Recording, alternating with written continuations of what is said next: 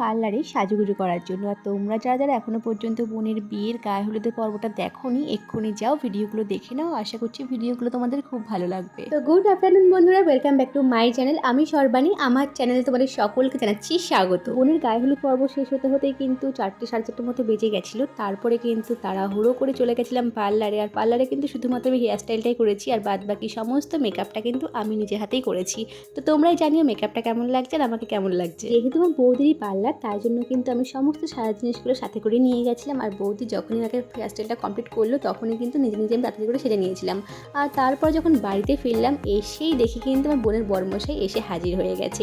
তো এখানটায় মামি কিন্তু রনিকে আশীর্বাদ করছিল। আর রনি কেন বললাম, কারণ আমার পিসির ছেলের সাথেই কিন্তু আমার বোনের বিয়েটা হয়েছে।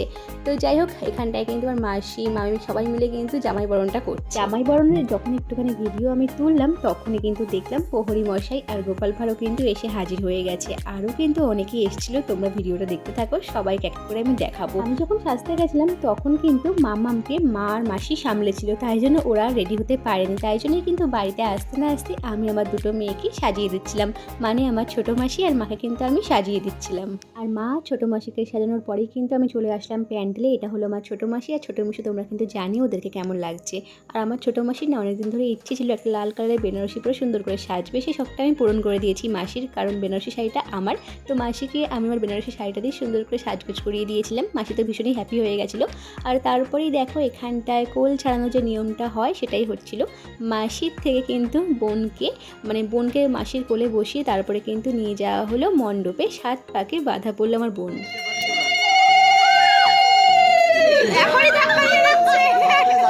জায়গা ছাড়বি না।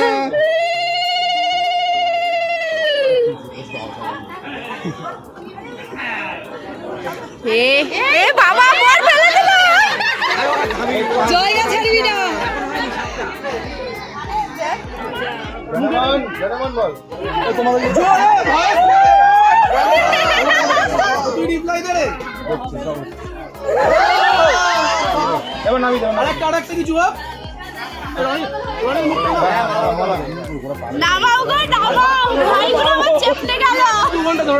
বাধা পড়লো আমার বোন। আর তোমাদের সঙ্গে শর্ট ভিডিওগুলো আমি শেয়ার করে দেবো। তোমরা চাইলে আমার ইনস্টাগ্রাম আইডিটাকেও ফলো করতে পারো। আমি কিন্তু ভিডিও ডিসক্রিপশন বক্সে আমার ইনস্টাগ্রামের আইডিটা তোমাদের সঙ্গে শেয়ার করে দেবো। কিন্তু তোমাদের দাদাভাই আমাদের বাড়িতে এসে পৌঁছায়নি, ডিউটি করে আস্তে আস্তে কিন্তু বেজে গেছিলো 8:30 9টার মতো। তো ও এখন তাড়াহুড়ো করে রেডি হচ্ছে। তো ও রেডি হয়নি, ততক্ষণে বরং আমি একটুখানি সবার সঙ্গে মজা করে আসি, চলো।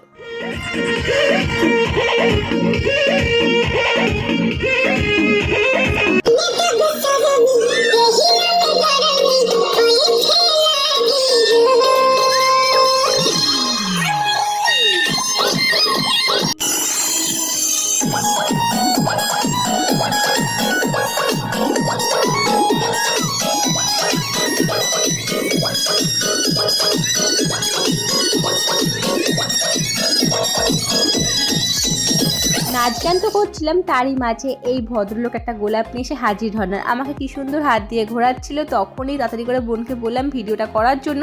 বোন কিন্তু ক্যামেরাটা নিয়েই দাঁড়িয়েছিল, কিন্তু অন করতেই ক্যামেরাটা ভুলে গেছিলো, পরে সেটা দেখলাম। তো যার জন্য আর ভিডিওটা নেওয়া হয়নি। আর এই দেখো, এটা হলো আমার সুন্দরী কাকিমা, মানে সীমা কাকিমা।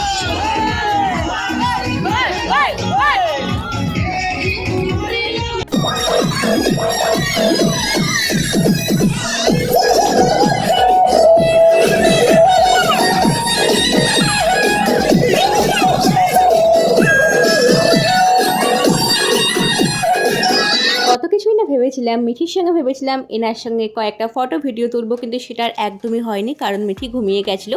তারপরে ঘুম থেকে উঠে একটুখানিও মজা করলো, তারপরে কিন্তু আবার ঘুমিয়ে গেছিলো।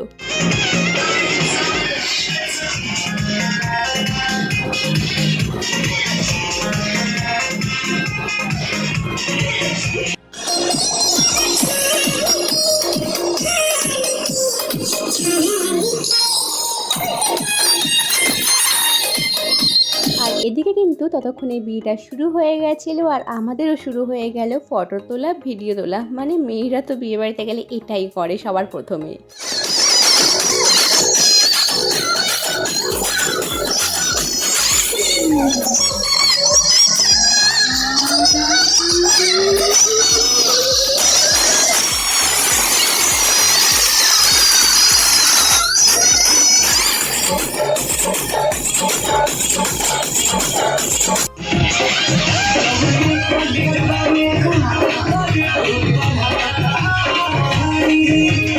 গরম লাগছে না রে বাবা? বাবা চুল এখনো বড় হয়নি। এ বাবা, বাবা পিছে তো ঘুমো ঘুমো করছে। আমার কিন্তু এখন দুটো বরমশাই, আর আমাদের বাড়িতে আজকে কিন্তু দুটো বরমশাই আমার চলে এসেছিলো। আসলে কিয়ানি সোনাও কিন্তু বিয়েতে এসেছিলো, তো তার জন্যই বললাম আমার এখন দুটো বরমশাই। তো ওর পিপির পাশে বসে ও খেলা করছিল, ওর পিপি ঘুমাচ্ছিল বলে। আর তারপরে কিন্তু ফাইনালি আমার বরমশাই রেডি হলো, তারপরে আমরা চলে আসলাম বিয়ের আসরে।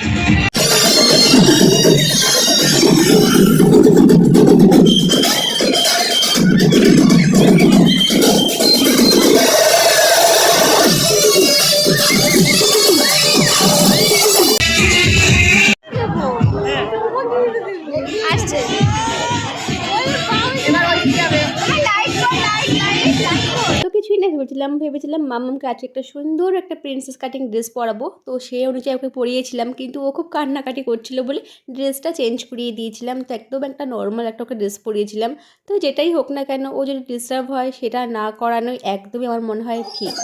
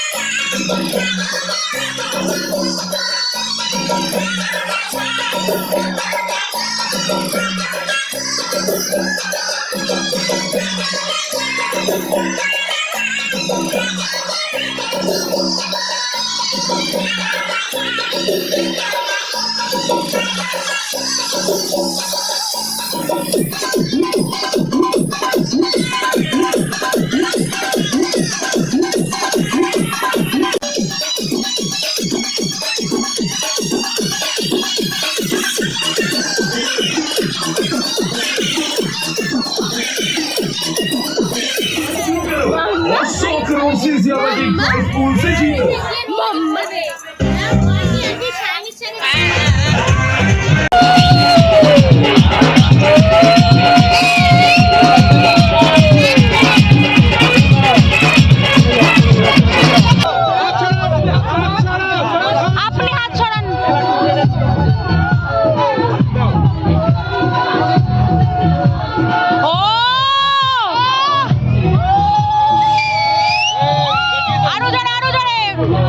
ফাইনালি বোনের বিয়েটা কমপ্লিট হয়ে গেল। তো এখানটায় বিয়ের পরে রনি আর বোন মিলে সেলফি তুলছিল সবার সাথে।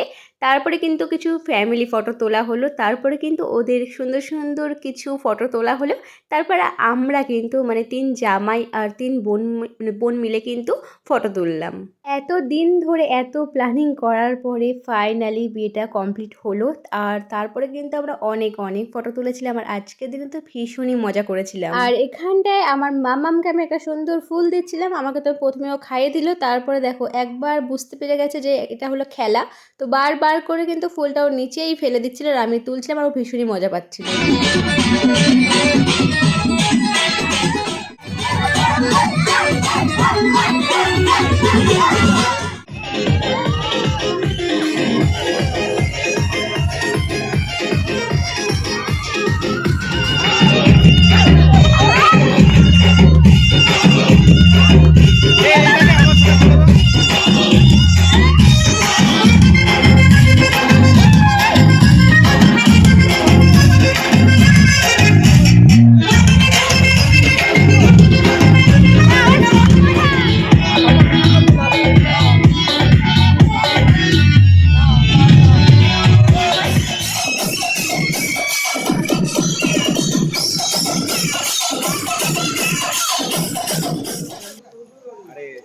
খারাপ বলবে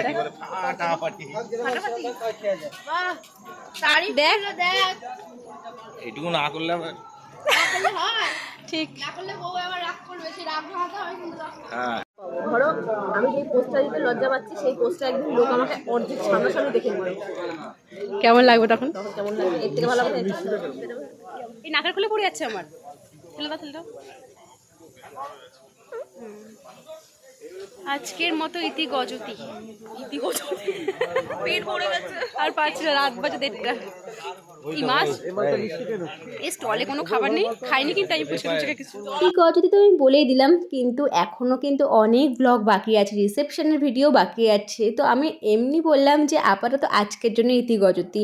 আর দেখতেই পাচ্ছ পুরো ফাঁকা বিয়ে বাড়ি হয়ে গেছে, তার মধ্যে আমার বরমশাই আমাকে কত সুন্দর একটা প্রশংসা করলো, ভয়ে নাকি ভালো লাগছিল তাই জন্য, তো আমি নিজেই জানলাম না। তো চলো আজকের জন্য ব্লগটা এইটুকুই, টাটা।